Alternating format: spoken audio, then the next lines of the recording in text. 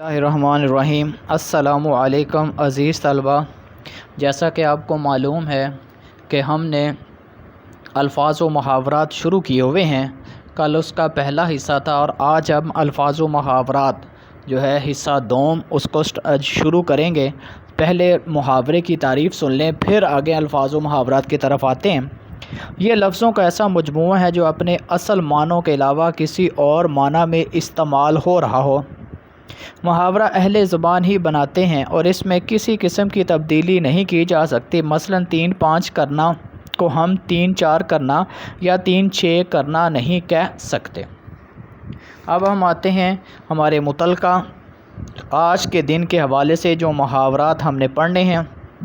سب سے پہلے ہے آوازیں کسنا، مذاق اڑانا، راہ چلتے لوگوں پر آوازیں کسنا شریف بچوں کا شیوہ نہیں۔ آئیں بائیں شائیں کرنا، ٹال مٹول کرنا، جب میں نے اس سے قرض کی واپسی کا مطالبہ کیا تو آئیں بائیں شائیں کرنے لگا۔ اپنا الو سیدھا کرنا، اپنا مقصد حاصل کرنا۔ آج کل خلوص کسی میں نہیں، ہر آدمی اپنا الو سیدھا کرنا چاہتا ہے۔ اپنے پاؤں پر کلہاڑی مارنا، اپنا نقصان کرنا۔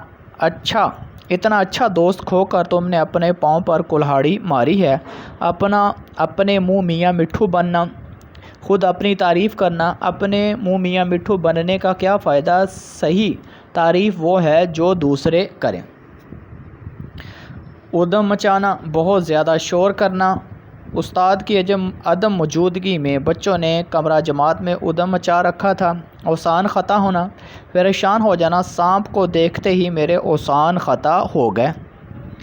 اینٹ سے اینٹ بجانا، تباہ و برباد کر دینا۔ ایٹم بم نے ہیروشیما اور ناگاساکی کی اینٹ سے اینٹ بجا دی۔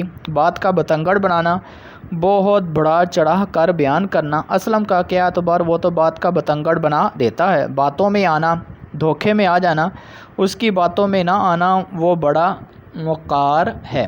امید ہے کہ جو ہم نے پڑھا محاورات اس کی آپ کو سمجھ آ چکی ہوگی، آپ نے اچھی طرح ان کو ذہن نشین کر لینا ہے۔ اللہ حافظ۔